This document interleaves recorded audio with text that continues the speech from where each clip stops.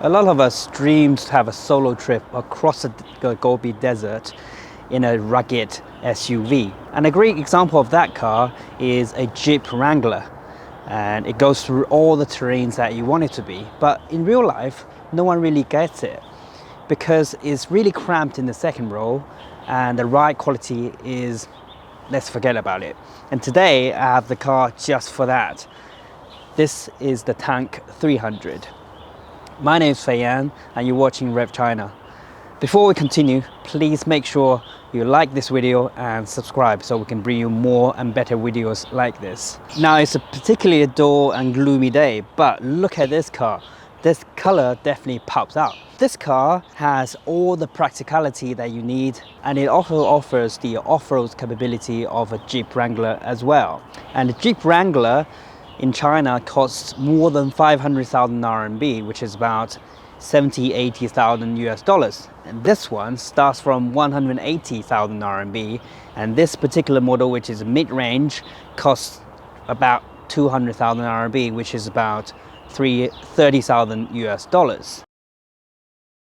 At the front, you have two round LED matrix headlights and has a light bar in the middle as well. And the grille gives you the same design, and you have three strips in the middle. And down here you have these rugged plastic bumpers. These bumpers goes all the way to the back for your off-road, protecting the body of this car as well. Underneath the hood you have a 2-liter turbocharged petrol engine, which gives you a 227 horsepower and 387 newton meters of torque. This is standard across all the models for this car.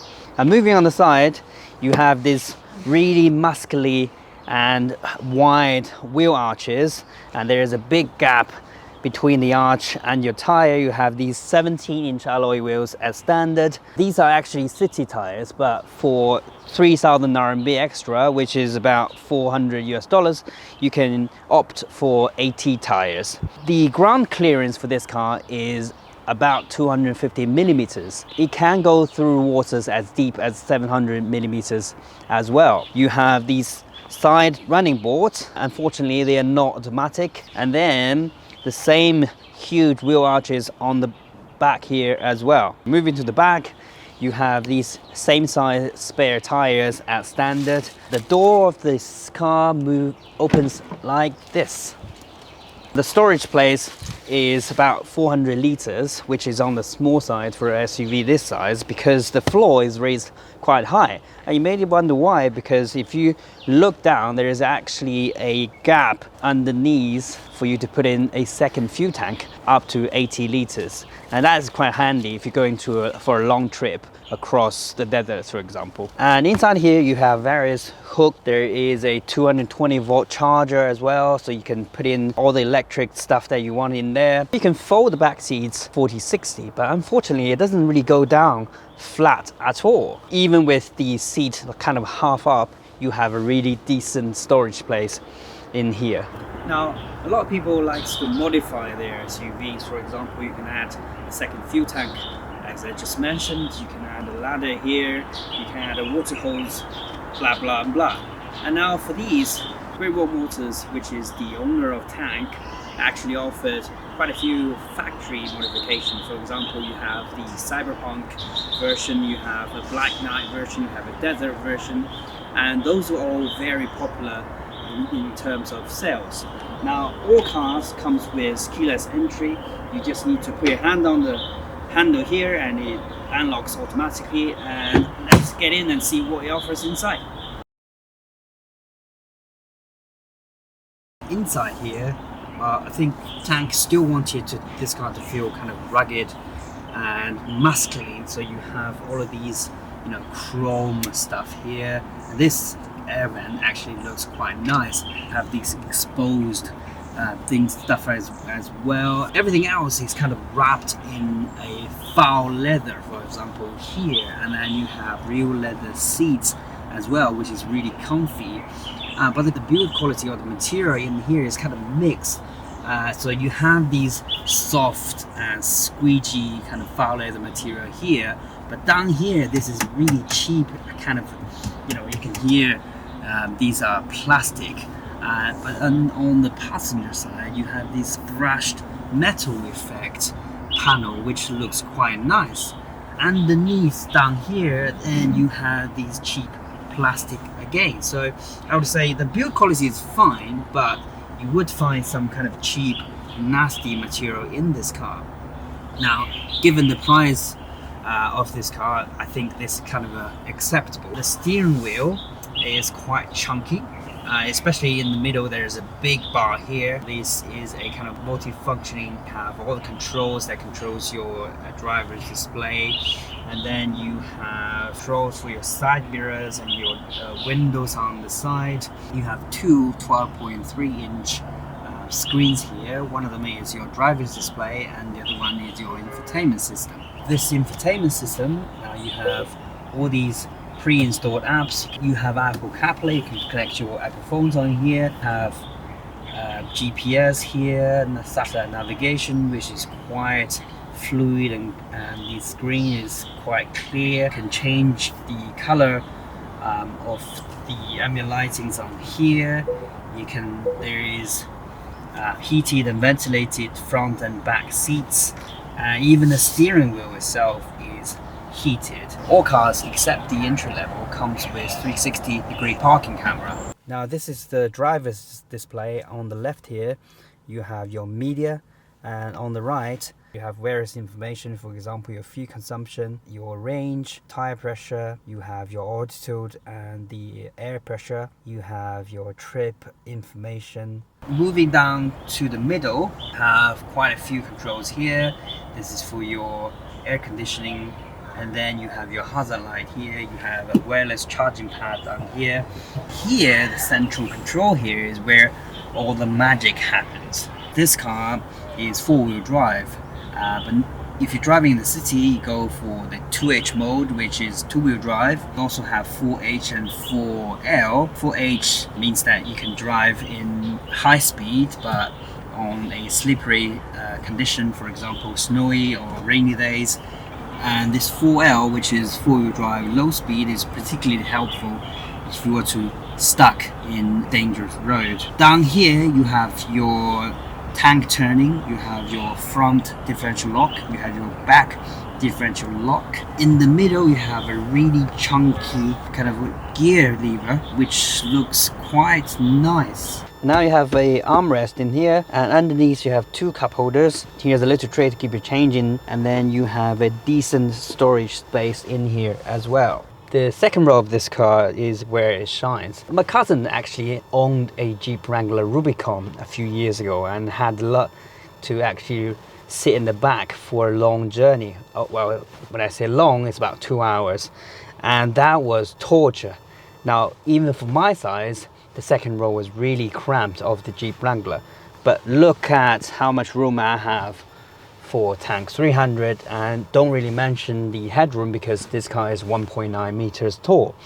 And these seats as well, they're really soft and comfy. I mean, I won't complain in this car for a long journey at all. In the middle, there's actually room to sit three, but it's on the top side and it's quite narrow, so I'm not gonna recommend anyone older than 10 years sitting on this. And in the middle here you have a armrest, and there are two cup holders as well, which is handy. You have two USB chargers down here, and then you have your own air vents, but unfortunately there is no 4-zone climate control, so you can't really change your temperature on here. Well, now let's take this car out on the road. I'm currently sitting idle in the traffic, and I can definitely feel the vibration of the engine a little bit. It's not too much, which is fine. The driver's display in front of me gives me quite a lot of information. Because I've got the navigation on, there is a small map in front of me. I can see where I'm going, I can see the speed I'm going, I can see where the next turn is. If that's not enough, I can actually look at the center screen, which gives me the route. Because this car is 1.9 meters tall, right, I sit quite up high, I can see everything clearly around me with the help of these huge side mirrors as well. This car has a non-load bearing body. The upside is it's really good for off-road, and the downside is the ride quality isn't that good. Although this car's got the city tires on, it's quite thick, I can still feel every little bump on the road. I mean, it's not uncomfortable, right? The ride is still soft thanks to the chassis and the 17-inch tires, the SIG tires on here. It's definitely doable for most people. This car has a 2-liter turbocharged engine with a 8-speed automatic gearbox. The gearbox itself is quite okay. I mean, I'm currently only doing 53 kilometers per hour. I'm on the 6th gear, and it's definitely trying to save some fuel, to be honest. The gear shift itself is quite smooth, quite nippy. When you're at low speed, it kind of confuses itself which gear it wants to be on, especially when you're at 20, 30 kilometers per hour. Sometimes it does, like it's on gear 3, sometimes on gear 4, and the car might shake a bit, might be a bit jumpy, but other than that, it's all smooth and good. 2-liter turbocharged engine gives you 227 horsepower and almost 400 Newton meters of torque. And I would say, because this car only weighs 2.1 ton, I say only for an SUV, the car actually feels quite nippy. I wouldn't imagine myself actually before driving this car to say this car is nippy, but it actually is. I mean, driving in the city, I like actually driving this car, and the steering wheel is quite light. I'm currently in the 2H, which is the 2-wheel drive mode. The turning is quite accurate as well.